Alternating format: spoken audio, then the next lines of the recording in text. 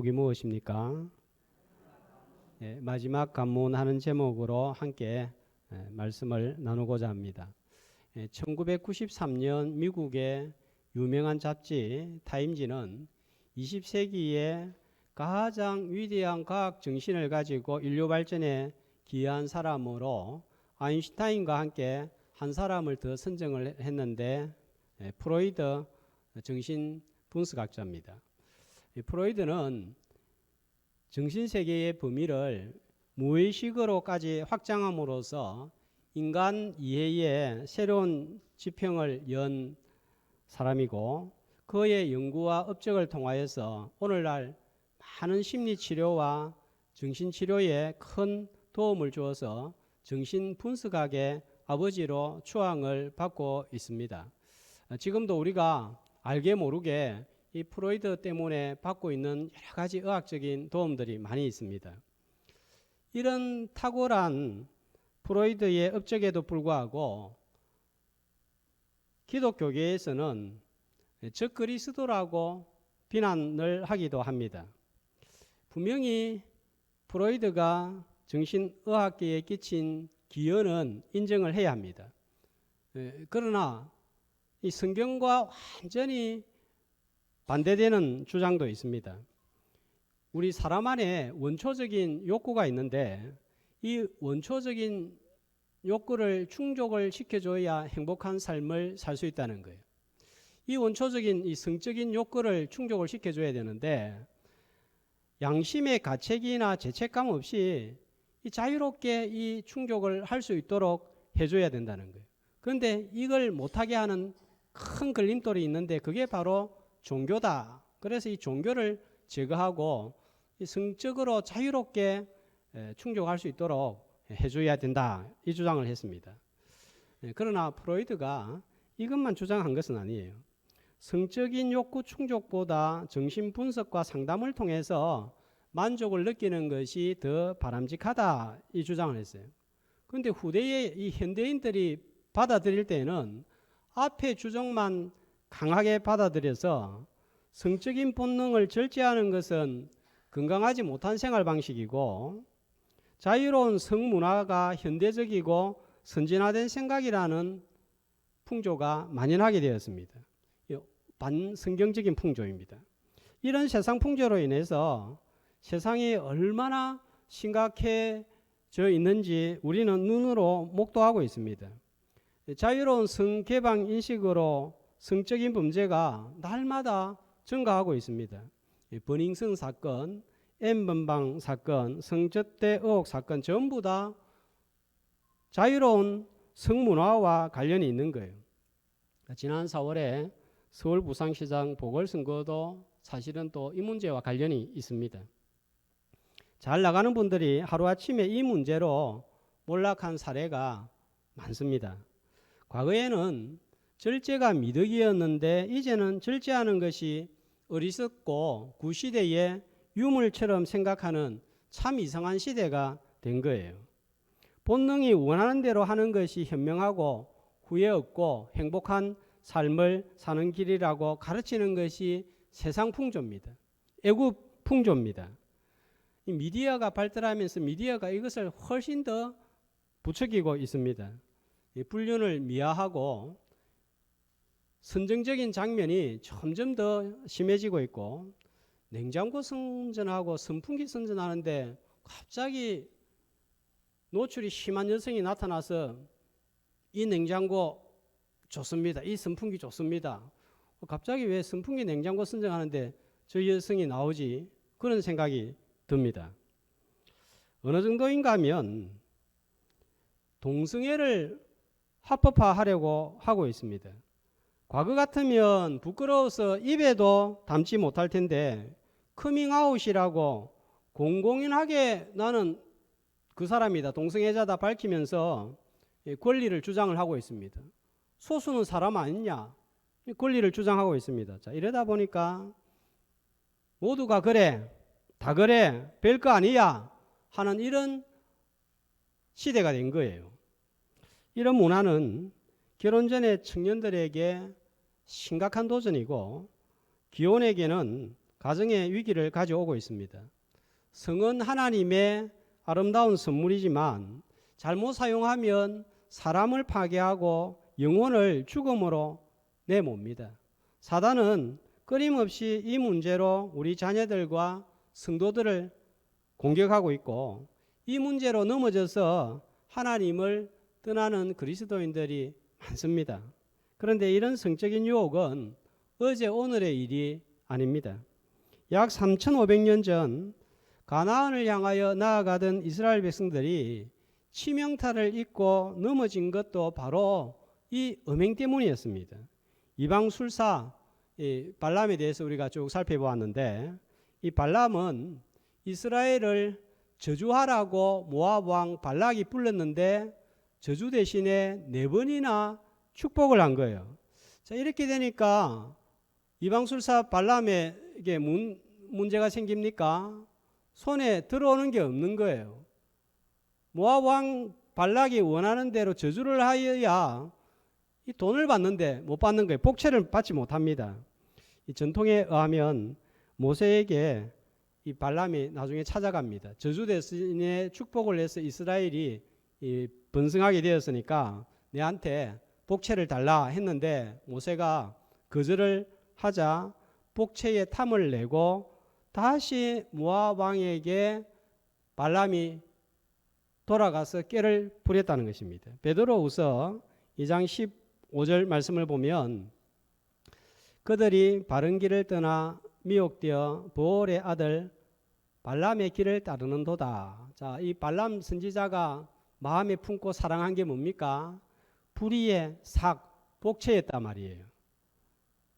자, 이런 말씀에 근거해서 그런 전통들이 나온 것 같습니다. 그리고 민수기 24장 25절을 보면은, 자, 저주 대신에 축복을 하고 발람은 일어나 자기 곳으로 돌아가고 했는데, 자, 여기에서 돌아갔다는 것은 고향으로 돌아갔다는 말이 아니에요. 일시적으로 모압 왕과 다른 길로 갔다가 자기가 생각하는 길을 따라갔다는 것입니다. 다시 돌아와서 이스라엘을 무너뜨리는 계략을 모압 왕 발락에게 전한 거예요. 요한계시록 2장 14절은 이스라엘 백성들이 왜 음행에 빠지게 되었는가를 이렇게 알려주고 있습니다. 자, 어떻게 알려주? 발람이 발락을 가르쳐 이스라엘 자손 앞에 걸림돌을 놓아 우상의 제물을 먹게 하였고 행음하게 하였다. 결국 이 아이디어가 어디에서, 누구 머리에서 나왔느냐 하면 발람 이방 술사 머리에서 나왔다는 거예요. 민수기 31장 16절에도 보면, 이들이 발람의 꾀를 따라 이스라엘 자손을 부올의 사건에서 여호와 앞에 범죄하게 하여 발람의 꾀로 말미암아 이런 일이 일어났다는 것입니다. 세상은 이 성도들을 음행으로 유혹하고 넘어지게 하는 온갖 계략을 다 펼칩니다. 자, 여기에는 뭐 나이가 많다고 뭐 이런 거 없습니다. 누구든지 걸려 들어갈 수가 있는 거예요. 자, 이 일로 하나님의 진노를 사게 되었고, 9절 말씀해 보시면 몇 명이 죽죠? 24,000명이 죽는 비극 중에 비극이 발생한 거예요. 자, 이 죄가 심각한 것은 육적인 문제로 끝나지 않고 영적인 타락으로 이어진다는 점입니다. 죄는 하나님께 받을 축복을 차단하고 하나님을 떠남으로 영혼을 망하게 한다는 거예요. 자, 그런데 1절 말씀을 한번 보시면, 이런 음행으로 24,000명이 죽는 비극이 어디에서 발생한 거예요? 이스라엘이 지금 어디에 있습니까? 시딤이에요. 시딤.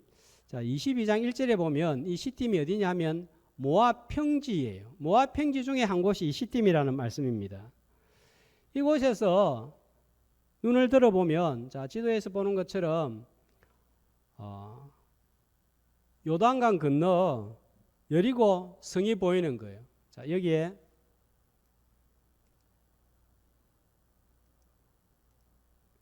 잘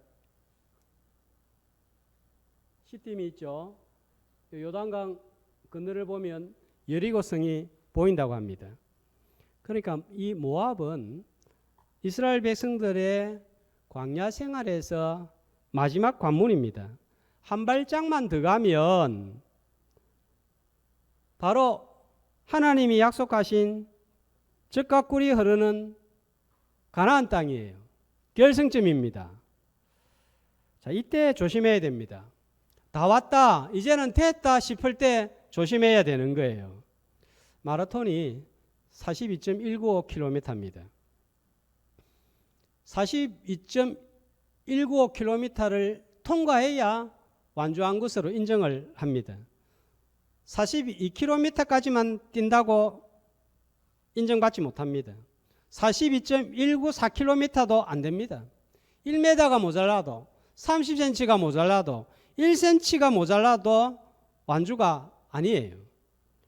인정이 안 됩니다.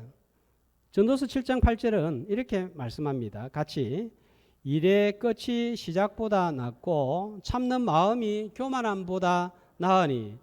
시작도 중요하지만 마무리는 더 중요합니다. 직장 생활도 처음에는 환경도 사람도 새로우니까 잘해보자. 그래서 잘하려고 합니다. 처음에 뭐 잘못되는 경우는 잘 없습니다. 그러나 한 달 가고 6개월 가고 1년 가고 2년 가고 3년 가고 5년 가고 나의 단점도 드러나고 회사의 문제점도 드러납니다. 자, 이때 잘해야 되는 거예요. 처음에 좀 부족해도 마무리를 잘하면 아름답지만 마무리를 잘 못하면 앞에 잘한 것도 전부 뒤엎어버리고 마는 거예요. 이 교회도 마찬가지입니다.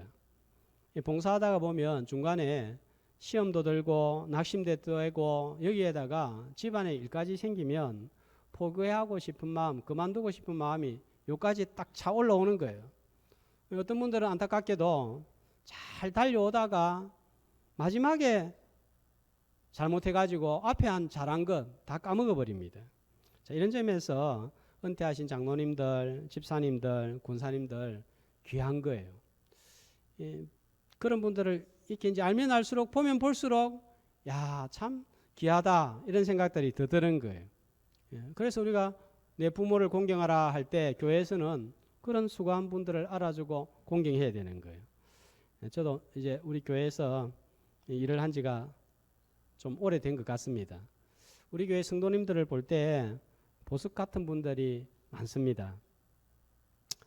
지난 주간에 어느 성도와 통화를 하는데 하시는 말씀이 목사님, 우리 교회 보배 같은 분들이 많아서 참 감사하다 하셨습니다.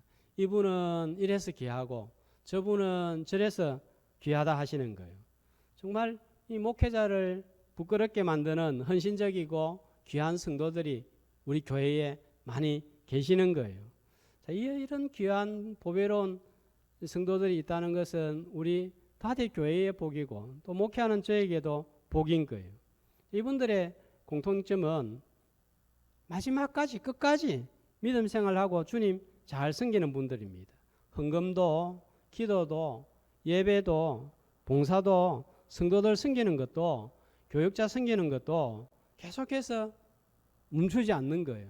오늘 스승의 주일인데 우리 교회 교사들 지금 주일학교가 어렵지 않습니까?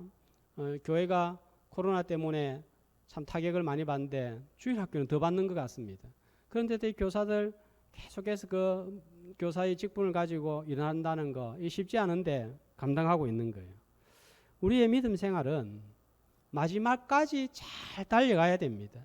전승에 들어가기 전까지 저와 여러분의 믿음의 경주는 끝나지 않았다는 사실이에요.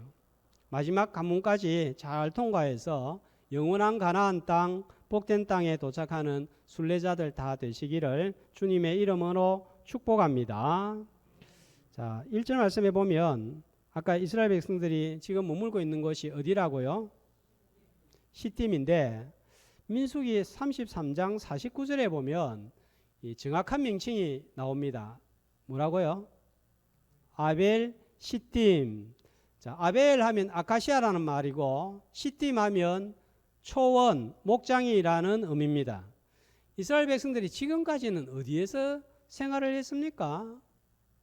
약 40년을 광야에서 살았습니다. 물도 없고 풀도 없고 낮에는 햇볕만 내리쬐고 밤에는 추운 곳, 농사 지을 수 없는 땅, 모래만 있는 황무지, 모두가 살기 싫어하는 그런 장소예요.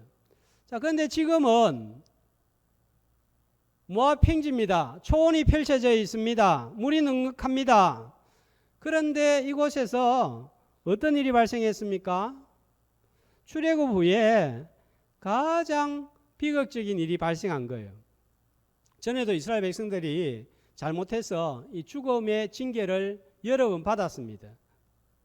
출애굽기 33장 보면 금송아지 사건으로 3,000명가량이 죽고, 민수기 14장에 보면 정탐꾼들이 불신앙 보고를 했는데 불신앙 보고한 정탐꾼 10명이 죽습니다. 그리고 민수기 16장에는 고라의 반역 사건으로 몇 명이 죽는가 하면 14,700명이 죽는 거예요. 그런데 모압 평지에서 일어난 음행 사건으로는 24,000명이 죽는 거예요. 어떤 징계, 어떤 죽음보다도 더 많은 숫자가 징계를 받은 거예요. 무엇을 교훈받습니까? 환경 좋다고 잘 믿는 거 아닙니다. 우리가 어리석게 일부러 좋지 않은 환경을 만들 필요 없습니다. 그러나 내 삶이 평탄하고 푸른 초장 같을 때, 형통하다, 잘 돌아간다 싶을 때 조심해야 된다는 말씀이에요. 가장 좋은 환경 가운데서 가장 큰 불행, 비극이 발생했다는 거예요. 광야에서는 불편하고 모든 것이 부족했지만 은혜가 있었던 거예요. 21장에 보면 아라도 왕이 전쟁을 걸어오고 아모리의 두 왕 시온과 옥이 쳐들어올 때도 괜찮았어요. 싸웠습니다. 승리했습니다. 왜냐하면 하나님이 함께 하신 거예요. 하나님이 함께한 광야는 부족했지만 하나님의 복이 임한 거예요. 그런데 전쟁도 없고 초장이 있는 편안한 곳에 지금 머무르고 있는데, 자, 3절에 무엇이 임했습니까? 3절에 보면 이스라엘에게 뭐가 임했습니까? 하나님의 진노가 임한 거예요. 하나님이 없는 초원이 되고 말았습니다. 여러분, 하나님이 함께하는 광야가 좋습니까? 하나님이 없는 초원이 좋습니까? 이렇게 물으면 목사님, 저는 하나님이 계시는 초원이 좋습니다, 이렇게 대답을 다들 하실 텐데, 두 개 중에 하나를 선택해라고 한다면 우리 성도들은 어떤 것이 축복인 거예요? 하나님이 함께하는 그곳이 우리 성도들에게는 푸른 초장이고 실만한 물가인 거예요.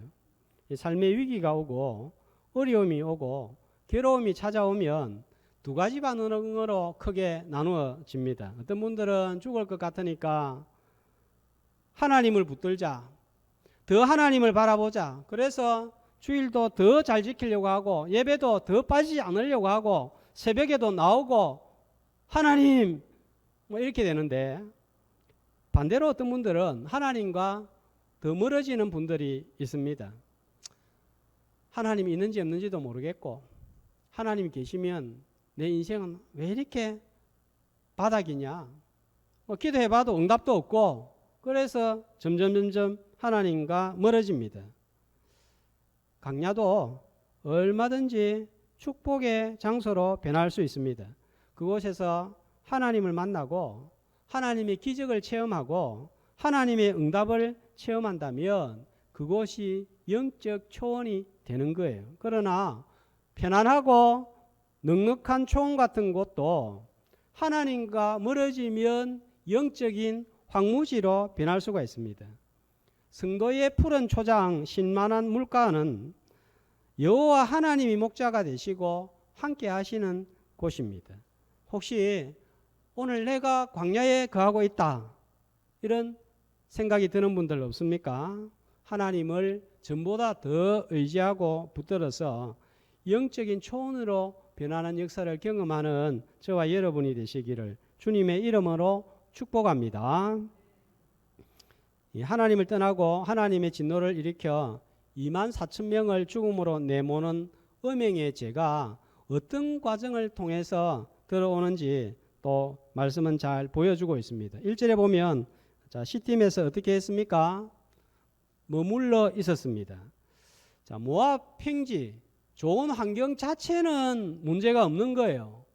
모압 평지는 이스라엘 백성들이 애굽에서 나와서 41번째 진을 친 곳이고 요단강 건너서 길갈 넘어가면 42번째로 진을 치고 이제는 출애굽의 드라마가 다 끝이 납니다.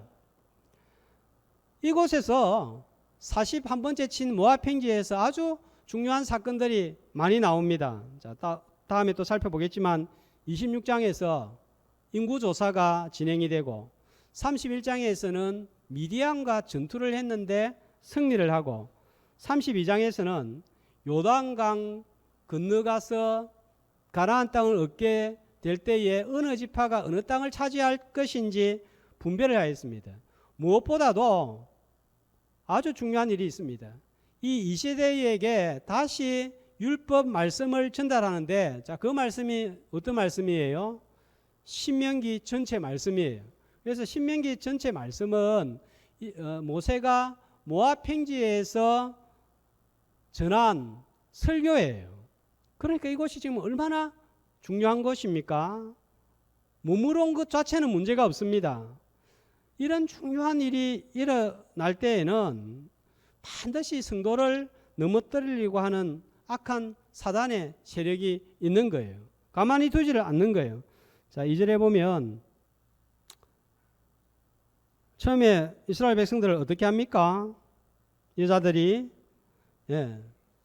청함에 초청을 했습니다. 그 다음에는요. 그 다음에는 먹는 거예요. 우리가 그냥 먹는 게 아니죠. 교제를 하는 것입니다. 그리고는 어떻게 됩니까? 본색이 드러나는 거예요. 그의 신들에게 절함으로 이렇게 됩니다. 이 신들에게 절할 때 이때 모압 여자들은 신전에서 제사를 지내러 온 남자들과 동침을 하고 이 여사제들은 그 하는 일이 바로 이때 동침을 하도록 하는 거예요. 그게 자기들의 의무입니다.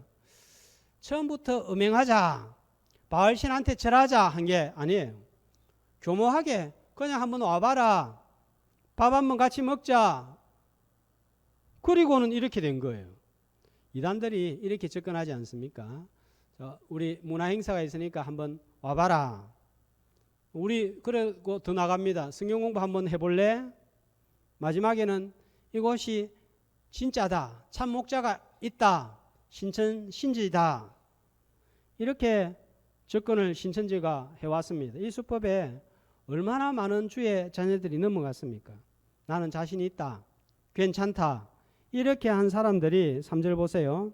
이스라엘이 바알프롤에게 가담한지라, 이 말은 연합했다, 결합했다, 이 말입니다. 나중에는 6절 이하에 보면 대놓고 죄를 범합니다. 처음에는 마음이 뜨끔하고 이러면 안 되지 하다가 자꾸 하다 보면 죄가 죄인 줄 모르는 거예요. 미디안의 여인을 데리고 오고 8절에 보면 사람들이 보는 앞에서 막사로 이 여인을 데리고 가서 음행을 합니다. 아까도 말씀드렸지만 동성애 옛날에는, 과거에는 10년 전만 해도 20년 전만 해도 입에도 담지 못할 그런 일이었어요. 그런데 지금은 공공연하게 행하고 공공연하게 나와서 소리를 치는 거예요. 시편 1편 1절 2절 말씀해 보면 이 악인의 길이 어떻게 진행되는지 나와 있는데, 처음에는 악인의 길을 쫓지 아니하고 그 다음에 죄인의 길에 서지 아니하고 오만한 자의 자리에 앉지 아니하고 점점 강도가 깊어지는 거예요. 처음에는 바라보다가 그 다음에는 서다가 그 다음에는 앉아버리고 그 다음에는 누워버리고 그 다음에 빠져나오지를 못하는 거예요. 일어서지를 못하는 거예요. 자, 그러므로 아니다 싶을 때에는 처음에 딱 잘라버리고 끊는 것이 지혜로운 거예요. 술도 한 잔이 두 잔이 되고 두 잔이 세 잔이 네 잔이 됩니다. 뭐 술 한잔 먹는다고 그게 무슨 죄가 되겠습니까? 술 한잔 먹는다고 해서 지옥 가고 그런 일 일어나지 않습니다. 그런데 이게 점점 깊어져 가는 것이 문제입니다. 이 젊은 의대생 죽음을 볼 때 참 안타까운데요. 이런 비극기에 술이 있었습니다. 이 기사를 읽어보니까 만취 상태에서 벌어진 일인 거예요. 640ml 소주 2병, 또 뭐 320ml 소주 몇 병, 또 탁주 몇 병, 물도 그렇게는 마시지 못할 것 같은데 그걸 마신 거예요. 술만 마시지 않았어도 하는 그런 생각이 기사를 보면서 드는 거예요. 영화도 텔레비전도 자극적인 것을 너무 보다 보면 나중에는 이게 자극적인 것인지 잔인한 것인지 성도로서 이걸 보아야 될지 안 보아야 되는 것인지 판단이 생기지가 않는 거예요. 자극적인 것을 자꾸 보다 보면 더 자극적이고 잔인한 것을 보다 보면 더 잔인한 것을 찾게 되는 거예요. 나중에는 죄가 되는 장면을 봐도 무감각해지는 거예요. 영혼이 어두워지는 것입니다. 지금 새벽에 잠언 말씀을 보는데 음녀가 나옵니다. 자, 음녀는 성적인 것과만 관련이 있는 것이 아니라 하나님을 대항하고 하나님의 말씀과 반대되는 모든 힘, 활동, 세력을 말합니다. 하나님을 떠나게 만들고 말씀과 반대되는 일, 생각, 마음은 조그만 것이라도 처음부터 단절해야 하나님과 단절이 되지가 않는 거예요. 우리 자신을 곰곰이 생각해 보면 듣는 거, 보는 거, 생각하는 거, 행하는 일 중에서 나를 하나님으로부터 멀어지게 하고 하나님을 떠나게 하는 그런 요소가 있습니까? 그게 바로 음녀고 음행인 거예요. 세상 세력과 음녀와 단절하여서 하나님과 친밀하게 되는 저와 여러분이 되시기를 주님의 이름으로 축복합니다. 자, 이런 음행의 요소, 음녀의 요소가 있다면 어떻게 해야 될까요?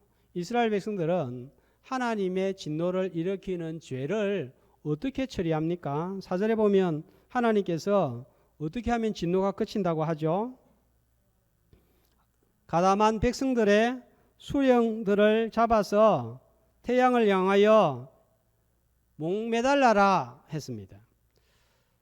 그 다음에 8절에 보면 비느하스가 공공연하게 하나님이 함께 하시는 진영 안으로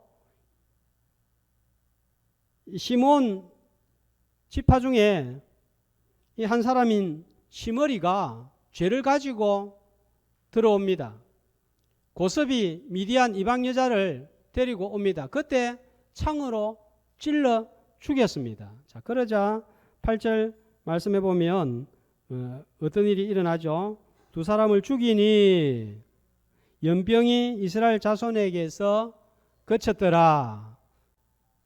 다 지금 이스라엘 백성들이 심판을 당해야 되는데 목매달고 비느하스가 죄를 향하여 창을 던졌더니 하나님의 진노가 가라앉고 이스라엘 백성들이 죽는 것이 멈춘 거예요. 이게 멈춘 신호예요. 이게 죄는 목매달아야 되고 창을 던져서 죽여야 됩니다. 그런데 주의사항이 있습니다. 누구를 목매달고 누구에게 창을 던져야 되나요? 나의 죄를 매달고 내 죄를 향하여서 창을 던져야 되는 거예요. 그런데 간혹 우리가 실수하는 것이 있습니다. 다른 사람을 매달고 다른 사람을 향하여 창을 던지는데 조심해야 되는 거예요. 가끔씩 교회의 문제와 잘못을 보고 비난하고 이래서 교회가 안 된다. 이러니까 성도들이 세상에서 지탄을 받는다. 지난주에도 뉴스를 보신 분들 아시겠지만 경기도의 대형 교회에서 4억이라는 헌금횡령 사건이 전국 방송 뉴스를 통하여서 보도가 되었습니다. 자, 아마도 보시면서 또 터졌다. 또 교회다. 교회가 문제다. 이런 생각들을 하지는 않았습니까?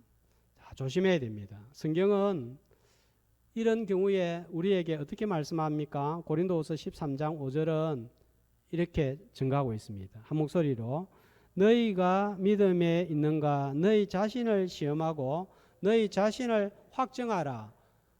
바울이 고린도 교회에 편지하면서 기록한 거예요. 고린도 교회에 얼마나 문제가 많고 고린도 성도들 얼마나 문제가 많습니까?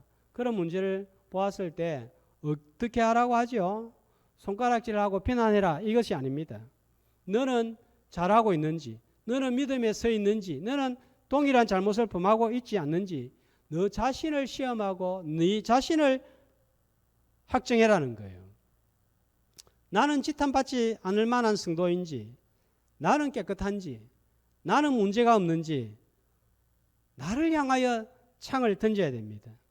우리 자신에 대해서 안다면 쉽게 다른 성도, 다른 교회에 대하여서 이런 말 저런 말 할 수 없습니다. 잘못하면 내 의에 빠지고 다른 사람을 정죄하는 죄를 범할 수 있습니다.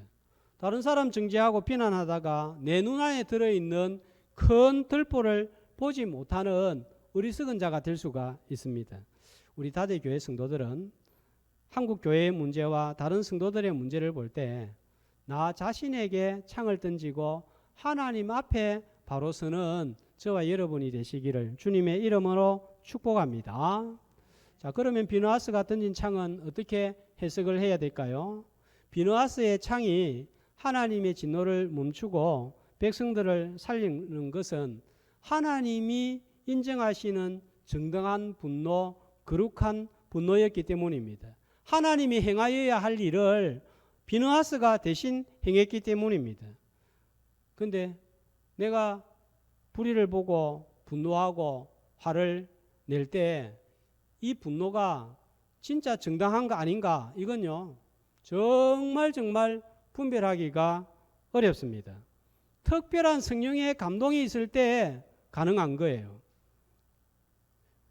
앞에서 불의를 보고 화를 내고 이건 아니다 책상을 칠 때 비난할 때 많은 경우에 있어서 내 감정에서 내 분풀이할 때가 많습니다. 비느하스의 행위는 예수 그리스도의 구원 사역을 예표하는 사건입니다. 11절 말씀해 보면 창을 찌름으로 자 어떤 일이 발생을 했죠? 자 11절 말씀해 보면 이스라엘 백성들이 이 죄로 말미암아 전부 다 소멸되고 심판받고 없어져야 되는데 비느하스가 창을 던짐으로 말미암아 소멸되지 않은 거예요.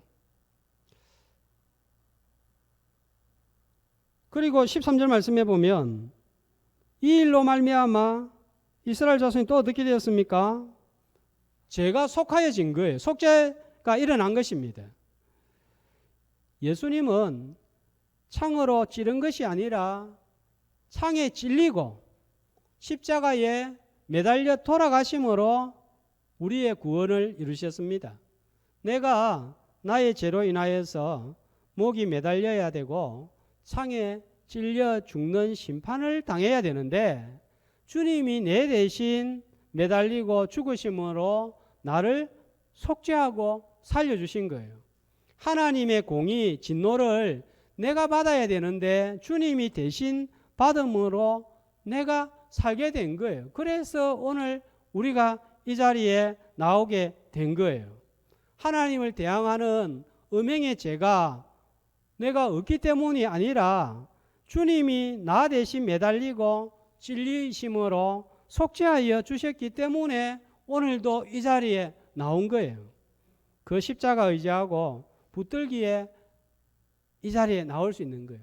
내 의를 보고 내 모습을 보면 절대로 나올 수 없는 거예요. 그래서 날마다 주님의 십자가 바라보고 하나님 앞에 단대히 나오는 예배의 시간이 되시기를 주님의 이름으로 축복합니다. 자, 그리고 12절, 13절 말씀해 보면 비느하스로 인하여서 언약이 맺어지는데 죄인으로 죽어야 할 이스라엘 백성과 하나님 사이가 원수가 아니라 화평을 누리게 된 거예요. 그래서 이 언약을 12절에는 어떤 언약이라고 합니까?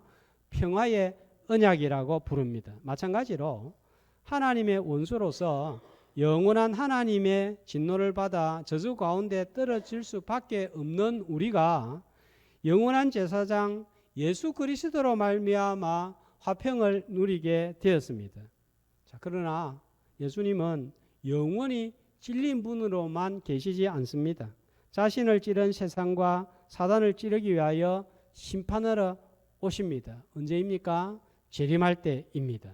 하나님을 대항하고 멀리하는 주님이 찌를 만한 음녀의 요소가 내 삶 가운데 있다면 그것이 무엇인지를 분별하고 주님 다시 오시기 전에, 아니 오늘이라도 매달고 창을 던져서 제거하여서 영원한 가나안 마지막 관문인 모압 평지를 잘 통과하는 복된 순례자들 되시기를 주님의 이름으로 축복합니다.